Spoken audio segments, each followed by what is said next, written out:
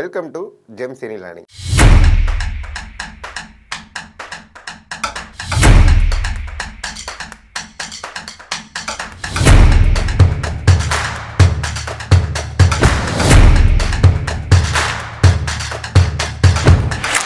இன்றைக்கி என்னென்ன விஷயங்கள்லாம் நம்ம பார்க்க போகிறோம் அப்படின்னு பார்த்தீங்கன்னா, ஒரு கதை அப்படின்னு எடுத்துக்கிட்டாவே அந்த கதையில் வந்து பார்த்திங்கன்னா ஒரு இம்பார்ட்டண்டான விஷயம் அந்த கதையில் இருக்க கேரக்டர் தான். ஸோ அந்த கேரக்டர் வந்து நல்லா எழுதிட்டாங்கனாவே போதும், நம்ம மக்களுக்குலாம் வந்து பார்த்திங்கன்னா ஈஸியாக கனெக்ட் ஆயிடுவாங்க. நம்ம லைஃப்பில் பார்த்த மாதிரியே இருக்காப்லையே அப்படின்னு.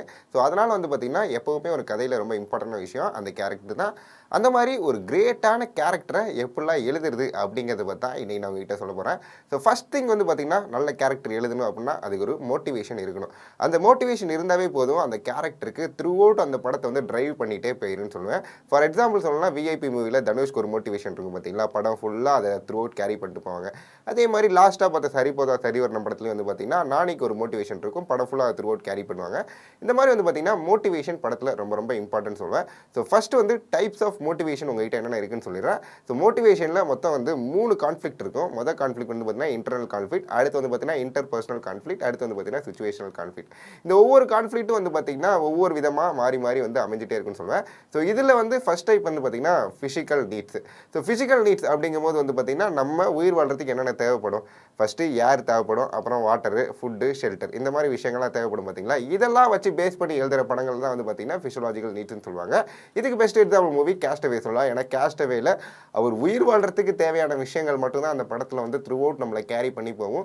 எப்போவுமே இந்த மாதிரி படங்கள் வந்து அந்த கேரக்டரை எப்படா காப்பாற்றி கொண்டு வந்து வெளில விடுறா அப்படின்ற மாதிரி வந்து போகிறது தான் வந்து பார்த்திங்கன்னா எப்போவுமே வந்து ஃபிசியலாஜிக்கல் நீட்ஸில் வரும். அடுத்து வந்து பார்த்திங்கன்னா சேஃப்டி நீட்ஸ். ஸோ சேஃப்டி நீட்ஸில் ஃபஸ்ட்டு வந்து பார்க்கும்போது இதில் 2 விஷயங்கள் இருக்கும். எப்போவுமே வந்து பார்த்திங்கன்னா அந்த பர்சனல் செக்யூரிட்டிக்கு அந்த படத்தில் வந்து இருந்துகிட்டே இருக்கும். இந்த மாதிரி விஷயங்கள் வந்து சேஃப்டி நீட்ஸில் ஒரு ஆக்ஷன் படமாக உருவாகிறதுக்கு நிறைய சான்சஸ் இருக்குன்னே சொல்லுவேன். ஏன்னா ஆக்ஷன் படத்துக்கு மோட்டிவாக இருக்கிறது வந்து பார்த்திங்கன்னா நம்ம காப்பாற்றிக்கணும் அப்படிங்கிற ஒரு விஷயம் தான்.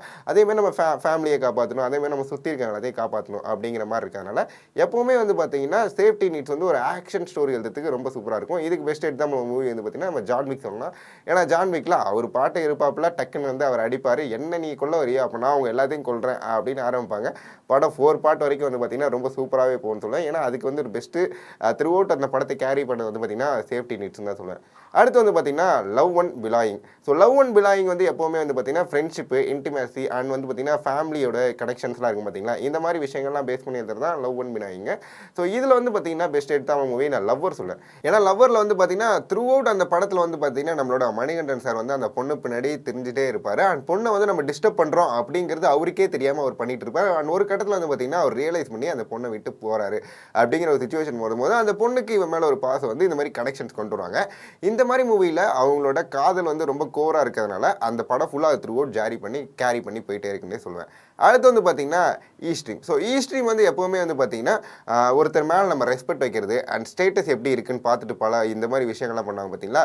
இதை வந்து ரொம்ப கட்டமைப்பாக இருக்கும். அந்த கட்டமைப்புக்குள்ளே வந்து ஒரு ஹீரோ வந்து மாட்டிகிட்டு இருக்க மாதிரி வந்து எழுதுறக்காக தான் வந்து பார்த்திங்கன்னா ஈஸ்ட்ரீம். ஸோ இதுக்கு பெஸ்ட் எக்ஸாம்பிள் மூவி நான் கருடன் சொல்லுவேன். ஏன்னா கருடனில் வந்து பார்த்திங்கன்னா அவங்களோட மேலே இருக்கவர் மேலே சூரிய வந்து பார்த்திங்கன்னா ரொம்ப பாசமாக இருப்பார். பட் அவர் தப்பு பண்ணும்பொழுது சூரிக்கு அதை தட்டி கேட்கணுங்கிற ஒரு ஆசை வரும் பார்த்திங்களா. அந்த த்ரூ அவுட் அந்த ஒரு மோட்டிவேஷனை கேரி பண்ணி அந்த படத்தில் ரொம்ப அழகாகவே பண்ணியிருப்பாங்கன்னு சொல்லுவேன். அடுத்து வந்து பார்த்திங்கன்னா செல்ஃப் அக்யூலேஷன்ஸ். ஸோ செல்ஃப் அக்யூலேஷன்ஸ் வந்து பார்த்திங்கன்னா இது எப்போவுமே வந்து பார்த்திங்கன்னா என் வாழ்க்கை நான் வாழ்கிறதுக்கு தான் இருக்குது அப்படிங்கிற மாதிரி ஒரு மோட்டிவேஷனில் போவோம். அதனால் வந்து பார்த்திங்கன்னா இது வந்து த்ரூ அவுட் கேரி பண்ணி போகிறது, நான் என் வாழ்க்கையை நான் வாழ போகிறேன் அப்படிங்கிற ஒரு விஷயத்தை நல்லா அழகாக கேரி பண்ணி அந்த படத்தை காட்டுவாங்க.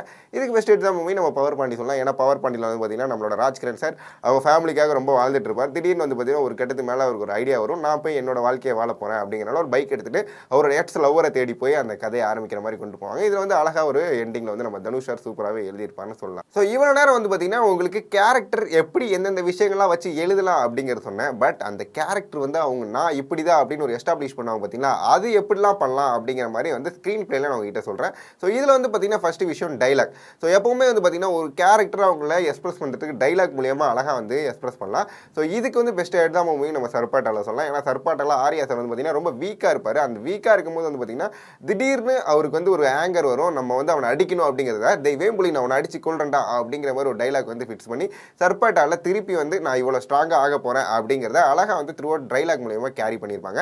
அடுத்து வந்து பார்த்தீங்கன்னா பிஹேவியர். ஸோ பிஹேவியர் மூலியமாக எழுதுறது ரொம்ப ரொம்ப கஷ்டமான விஷயம். ஏன் அப்படின்னு சொல்கிறேன்னா ஒரு கேரக்டரை நீங்கள் வந்து வாயில் சொல்லாமல் அவங்களோட கேரக்டரை வந்து பார்த்தீங்கன்னா அவங்க சுற்றி இருக்க செய்கிற செயல் மூலியமாக சொல்கிறது ரொம்ப ரொம்ப கஷ்டமான விஷயம். இதை வந்து நிறைய படங்களில் ரொம்ப அழகாக பண்ணியிருப்பாங்க. அப்படிங்கும்போது நான் லாஸ்ட்டாக பார்த்த படம் கொட்டுக்காளி. இதில் வந்து பார்த்தீங்கன்னா சூரியோட கேரக்டர் வந்து பார்த்தீங்கன்னா ரொம்ப அழகாக இன்டென்ஸாக வந்து எப்படி காட்டியிருப்பாங்கன்னா அவர் வந்து ரொம்ப கோபமானவர் அப்படிங்கிறதுக்கு அவங்க வீட்டில் இருக்கவங்க மேலே ரொம்ப சிடுசிடுன்னு இருப்பார் அண்ட் யார்கிட்டையுமே அதிகம் பேசாங்க இருக்க மாட்டார். அப்படிங்கும்போது வந்து பார்த்தீங்கன்னா அவர் எப்படி கோவப்பட்ட கோவக்காரன் அப்படிங்கிறது நமக்கு ஈஸியாக புரிஞ்சிடும். அடுத்து வந்து பார்த்தீங்கன்னா பேக் ஸ்டோரி. ஸோ பேக் ஸ்டோரிங்கிறது வந்து பார்த்தீங்கன்னா எப்போதுமே வந்து பார்த்தீங்கன்னா ஒரு கேரக்டர் ஹிடனாகவே இருப்பார். என்னடா இவன் மர்மமாகவே இருக்கான் அப்படிங்கிற மாதிரி படம் ஃபுல்லாக த்ரூ அவுட் கேரி ஆகும்போது அவன் அப்போ அப்படி அப்படிங்கிற மாதிரி ஒரு சுச்சுவேஷன் வச்சு பண்ணுவாங்க. இது வந்து பார்த்தீங்கன்னா பேக் ஸ்டோரி சொல்லுவாங்க. இந்த மாதிரி வந்து கேரக்டர் அழகாக எஸ்டாப்ளிஷ் பண்ணுவாங்க. இதுக்கு வந்து நம்ம பெஸ்ட் எக்ஸாம்பிள் மூவி கைதி சொல்லலாம். ஏன்னா கைதியில் வந்து பார்த்தீங்கன்னா கார்த்தி சார் சாதுவாகவே இருந்துகிட்டே இருப்பார். திடீர்னு வந்து பார்த்தீங்கன்னா 10 வருஷமாக ஜெயிலில் இருந்ததே சார் தெரியும், 10 வருஷத்துக்கு முன்னாடி நான் என்ன பண்ணேன் அப்படிங்கிறது உங்களுக்கு தெரியாதுல்ல அப்படிங்கிற மாதிரி ஒரு டைலாக் சொல்லுவார். இந்த டைலாக் மூலியமாக வந்து பார்த்தீங்கன்னா கார்த்தி எவ்வளோ ஸ்ட்ராங்கானவர் அப்படிங்கிறது நம்ம எல்லாத்துக்குமே வந்து அந்த படத்தில் சூப்பராக தெரிஞ்சிச்சுன்னு சொல்லுவேன். அடுத்து வந்து பார்த்தீங்கன்னா சர்க்கம்ஸ்டன்ஷியல் மோட்டிவேஷன். ஸோ சர்க்கம்ஸ்டன்ஷியல் மோட்டிவேஷனுங்கும் போது பார்த்தீங்கன்னா இதுதான் வந்து ஒரு த்ரூ அவுட் வந்து ஒரு படத்தில் எல்லாருமே அடிமைப்பட்டு இருக்கும்போது ஒரு ஹீரோ வந்து எந்திரிச்சு மக்களுக்காக போராடுவார் பார்த்தீங்களா, இந்த மாதிரி வந்து பார்த்தீங்கன்னா சர்க்கம்ஸ்டன்ஷியல் மோட்டிவேஷனில் வரும். இதுக்கு பெஸ்ட் எக்ஸாம்பிள் மூவி வந்து பார்த்தீங்கன்னா நம்மளோட கேஜிஎஃப் சொல்லலாம். ஏன்னா கேஜிஎஃப்ல வந்து பார்த்தீங்கன்னா நம்மளோட ராக்கி பாய் வந்து பார்த்தீங்கன்னா திடீர்னு அங்கே இருக்க மக்கள் மேலே ஒரு பாசம் வந்து அவங்கள நம்ம எப்படியே த்ரூ அவுட் கேரி பண்ணி அவங்களுக்கு ஒரு பயத்தில் இருந்து அவங்களுக்குள்ள ஒரு நம்பிக்கையை விதைக்கணும் அப்படிங்கிற மாதிரி ஒரு த்ரூ அவுட் கேரி பண்ணி அந்த படத்தில் லாஸ்ட் சீனில் வந்து அவங்களை வெட்டும் போது எல்லாருமே ராக்கி பாய் அப்படின்னு கத்துற மாதிரி ஒரு சீன் வந்து வச்சிருப்பாங்க. இது வந்து பார்த்தீங்கன்னா அந்த படம் ஃபுல்லாகவே த்ரூ அவுட் கேரி பண்ணியிருப்பாங்க. ஏன்னா அந்த படத்தில் ஆரம்பித்த ஸ்டார்ட்லேருந்து எண்டு வரைக்குமே இந்த ஒரு பிளாட்டை வச்சு அழகாக வந்து ஸ்க்ரீன் பிளே மேக் பண்ணியிருப்பாங்க கேஜிஎஃப்லன்னு சொல்லலாம். லாஸ்ட்டாக வந்து பார்த்தீங்கன்னா motivational reveal. So motivational reveal வந்து பார்த்தீங்கன்னா ஒரு படம் ஃபுல்லாக முடிய போகும்போது இந்த ஹீரோ எதுக்காக இதெல்லாம் பண்ணாரு அப்படிங்கிறத லாஸ்ட்டாக வந்து சொல்லுவாங்க. இதுக்கு ஒரு பெஸ்ட் எக்ஸாம்பிள் மூவி வந்து பார்த்தீங்கன்னா நம்மளோட விக்ரம் மூவி சொல்லலாம். ஏன்னா விக்ரம் மூவியில் வந்து பார்த்தீங்கன்னா படம் ஃபுல்லாக எல்லாருமே அடிச்சுக்கிட்டே இருப்பாங்க. எதுக்காக ட்ரக்குக்காக அடிச்சிட்டு இருக்காங்களே அப்படிங்கிற மாதிரி இருக்கும். அப்போ வந்து தான் சொல்லுவார், நான் என் பையனுக்காக நான் ரிவேஜ் வாங்கல அப்படிங்கிற மாதிரி நம்ம கமல் சார் சொல்லுவார். நான் வந்து இந்த ட்ரக் ஃப்ரீ சொசைட்டியை உருவாக்கணும், அதுக்காக தான் வந்து பார்த்தீங்கன்னா நான் இவங்க எல்லாத்தையும் ரிவேஜ் வாங்கிட்டு இருக்கேன் அப்படிங்கிற மாதிரி சொல்லுவார். அப்போ தான் வந்து பார்த்தீங்கன்னா இவரோட மோட்டிவேஷன் நம்ம எல்லாத்துக்குமே வந்து புரியுன்னு சொல்லுவேன். ஸோ இதுதான் வந்து பார்த்தீங்கன்னா மொத்தமாக வந்து ஒரு கேரக்டரை நீங்கள் எழுதுறதுக்கும் அதே மாதிரி வந்து பார்த்தீங்கன்னா அந்த கேரக்டரை எஸ்டாப்ளிஷ் பண்ணுறதுக்கும் முக்கியமான டூல்ஸ்ன்னு சொல்லுவேன். இந்த டூல்ஸை நீங்கள் கொஞ்சம் கீப் பண்ணி எழுதுறதுக்கு கொஞ்சம் ஈஸியாக இருக்கும். அவ்வளோதான் வந்து நான் உங்ககிட்ட சொல்ல நினச்சேன். அண்ட் இதே மாதிரி உங்களை அடுத்த வீடியோவில் கண்டிப்பாக சந்திக்கிறேன். ஆண்டில் அண்ட் பை ஃப்ரம் நான் உங்கள் அஜய் ஷபரி சிவா. பாய்.